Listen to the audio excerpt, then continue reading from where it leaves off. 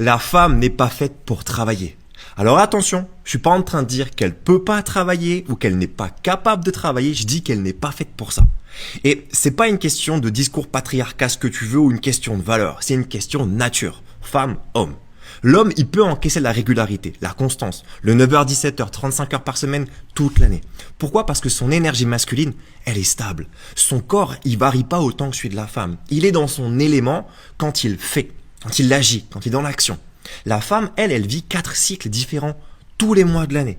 Et vouloir lui imposer la même cadence qu'à un homme, c'est comme demander à un poisson de courir contre Usain Bolt à 100 mètres. Ça n'a pas de sens, c'est violent, c'est de la maltraitance, c'est une dinguerie. Avant de t'en dire plus, abonne-toi à ce compte, je te partage du contenu quotidien pour t'aider à comprendre les dynamiques des relations hommes-femmes et ne plus tomber sur ces hommes immatures ou émotionnellement indisponibles.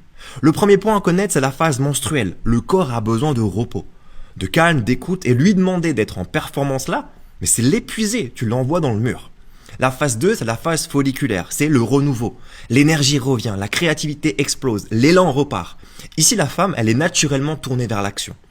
La phase 3, la phase ovulatoire, c'est le pic de puissance, magnétisme, rayonnement, communication, connexion aux autres. Et c'est là qu'elle performe. La phase numéro 4, la phase lutéale, c'est l'énergie qui commence à baisser, l'intériorité, elle reprend sa place, c'est le temps du recul, tu vois, du bilan, de l'ancrage, pas de forcing, pas de suractivité, chill. Alors, oui, je le répète, la femme n'est pas faite pour travailler. Pas dans le sens où certains aimeraient le croire, mais dans le sens où en fait son corps, il n'est pas conçu pour une cadence masculine imposée. Je parle d'énergie. Le vrai respect ici, c'est pas de lui dire bah vas-y fais comme les hommes, égalité homme-femme. Non, le vrai respect c'est de la reconnaître dans sa puissance et de reconnaître que sa puissance à elle réside pas dans sa capacité de régulariser et d'être régulière, mais dans sa capacité à s'écouter et à suivre ses cycles et à choisir quand elle veut agir. Et là, quand une femme elle agit par envie et non par pression, quand elle s'honore au lieu de se maltraiter, alors elle est inarrêtable, elle plie le game et aucun homme ne peut rivaliser avec son énergie. Abonne-toi.